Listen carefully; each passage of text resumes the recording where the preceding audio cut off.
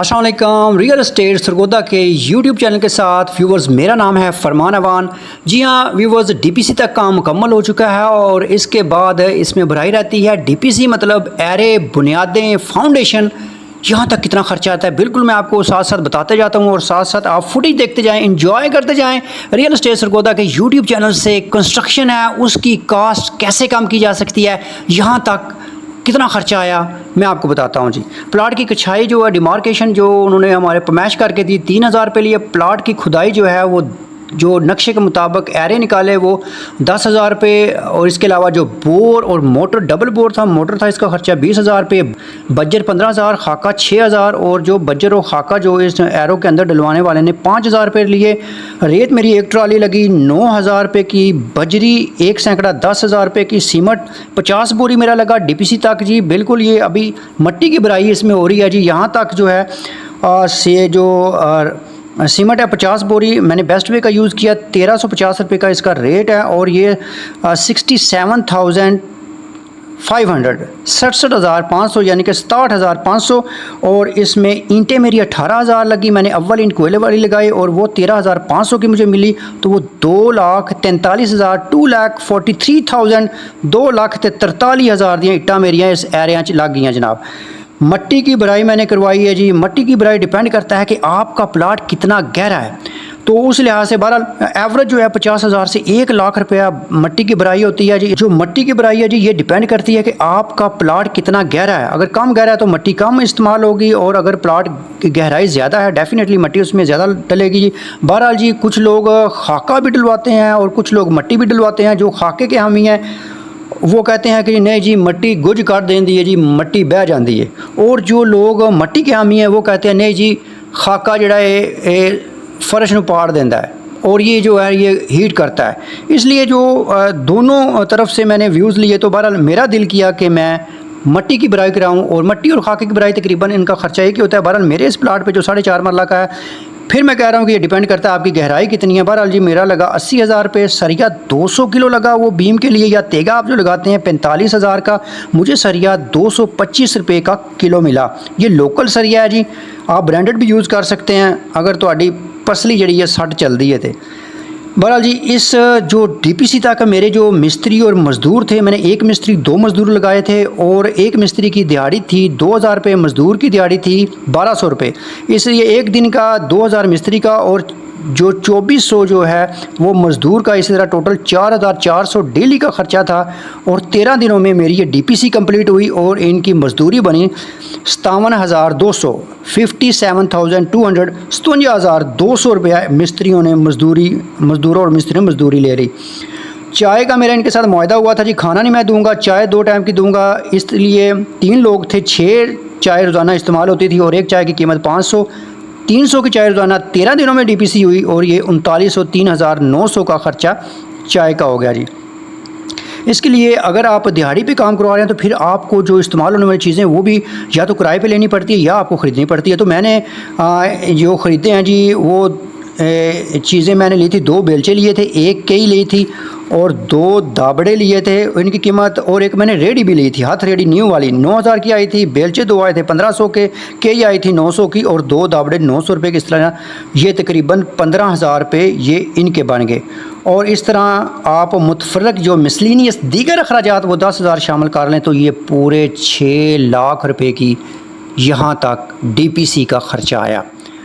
तो परेशान मत होइए कि 4.5 मरले का डीपीसी तक खर्चा 6 लाख रुपये है। आप स्टेप वाइज अगर मकान बनाना चाहते हैं तो यकीन करें कि आप स्टेप 1 पे 6 लाख इकट्ठा करके अपनी डीपीसी तक कंप्लीट कर लें और इसको छोड़ दें। 2 महीने, 4 महीने, 6 महीने, 1 साल तक छोड़ दें और उसके बाद अगर आप पैसा इकट्ठा हो जाए तो फिर उसके ऊपर चुनाइयाँ शुरू करें जैसे कि मैंने शुरू की है। अस्सलाम वालेकुम। रियल एस्टेट सरगोदा से व्यूवर्स, मेरा नाम है फरमान अवान। एक दफ़ा फिर मौजूद हूँ मैं अपनी साइट के ऊपर। 25 बाई 47.6 का ये प्लाट है जिसके ऊपर घर बन रहा है। डीपीसी के बाद दीवारों की जो चुनाई है वो शुरू हो चुकी है और हमारे पास जो हमारे मिस्त्री मज़दूर हमारी प्रोफेशनल टीम है जी वो पक्की पक्की हमारे पास है। अगर आप सरगोदा में अपने प्लाट के ऊपर घर तामीर करवाना चाहते हैं या हमारी सर्विसेज लेना चाहते हैं मटेरियल के साथ, विदाउट मटेरियल के साथ, या फिर आप सुपरविजन करवाना चाहते हैं तो हम हाज़िर हैं और आपको आपके प्लाट के ऊपर घर बना के देंगे, आपके ख्वाबों का घर बड़े ही रीज़नेबल प्राइस पे। जो मार्केट में चीज़ें हैं होलसेल रेट्स के ऊपर, ईंटें हैं, रेत, बजरी, सीमेंट, और फिर घर को तामीर जल्दी प्रोफेशनल तरीके से A1 मटेरियल के साथ अच्छे तरीके से कैसे तामीर किया जाता है, ये सारी सर्विसेज बिल्कुल हमारे पास मौजूद हैं।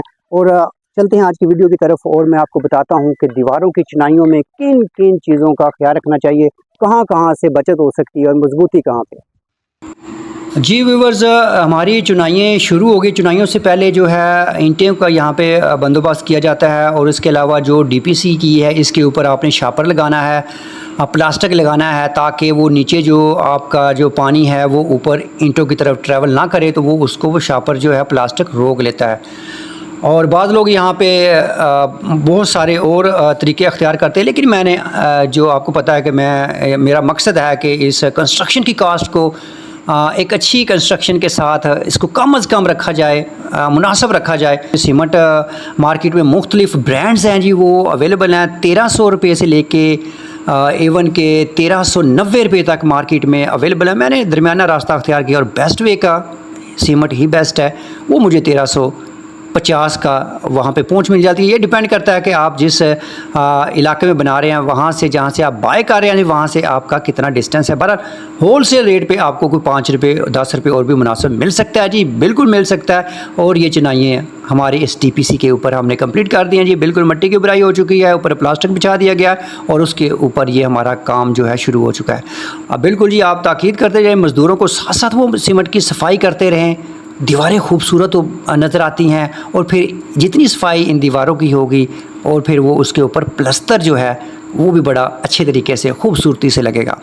चुनाइयों पे आके, यहाँ पे आके मैंने 2 मिस्त्री और 2 मज़दूर और कभी कभी 3 मज़दूर भी मैंने लगा दिए थे ताकि काम मेरा थोड़ा सा एक्सपीडाइट हो, जल्दी हो जाए। और इसकी मिस्त्री ज़रूरी है कि वो उनकी एक्यूरेसी भी हो, स्पीड के साथ वहाँ पे उनकी सफाई भी हो, ताकि आपका काम भी अच्छा होता रहे और साथ साथ ये आप का जो सिलसिला है चुनाइयों का ये भी जारी रहे। आप देख सकते हैं जी, बिल्कुल सारे मनाज़र जो कंस्ट्रक्शन के शोबा से हैं जी वो बड़े खूबसूरत लगते हैं उनको ये मनाज़र। अच्छा, मेरे इस प्लाट की चूँकि ये इसका बड़ा लिमिटेड किस्म का था, ये इसमें जो इसकी डायमेंशन मतलब 25 बाई 47.5, तो इसमें मैंने एक ड्राइंग रूम, एक TV लाउंज, एक किचन, 2 बेडरूम अलमारियों के साथ और अटैच्ड वाशरूम भी और OTS और बड़ी गाड़ी का गैराज भी दे दिया मैंने, और इसमें 3 वाशरूम भी मैंने दे दिए। तो इस छोटी सी डायमेंशन में इसलिए मैंने जो अंदर की दीवारें हैं स्पेशली बाथरूम वाली या विद इन दी जो रूम्स हैं जी वो मैंने 4 इंच की रखी हैं, और बाकी जो कुछ दीवारें बाहर की है वो मैंने 9 इंच की रखी हैं। जो दीवारें हैं मेरे प्लाट के साथ साथ वहाँ तो 4 इंच की, क्योंकि आपको सपोर्ट वहाँ मिल जाती है। कुछ इस तरह से ये चुनाई शुरू होगी। अच्छा, ये चुनाई जो है ना, आज की वीडियो में मैं चुनाई वहाँ तक जारी रखूँगा जहाँ तक मिस्त्री जो है वो खड़े होके तो ये चुनाई कर सकता है।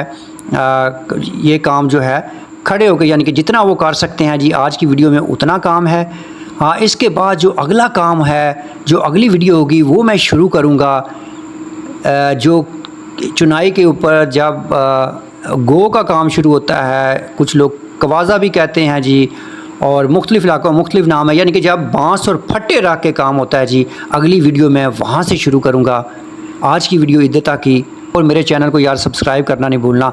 बड़े काम की ये सीरीज़ जारी है, house making, how to reduce the cost of the construction जी, कैसे एक लिमिटेड रिसोर्सेज में छोटे से पैसों में, कम पैसों में आप अच्छी कंस्ट्रक्शन कर सकते हैं जी। बिल्कुल इसको सब्सक्राइब करें, बेल आइकन के बटन को प्रेस करें और वीडियो को लाइक और ज़्यादा से ज़्यादा यार शेयर करें। अच्छी चीज़ को शेयर करना वैसे ही सदका जारिया है, और दूसरे लफ्ज़ों में यही वो सपोर्ट है, यही वो फेवर है जो आप मेरी कर सकते हैं। पाकिस्तान जिंदाबाद।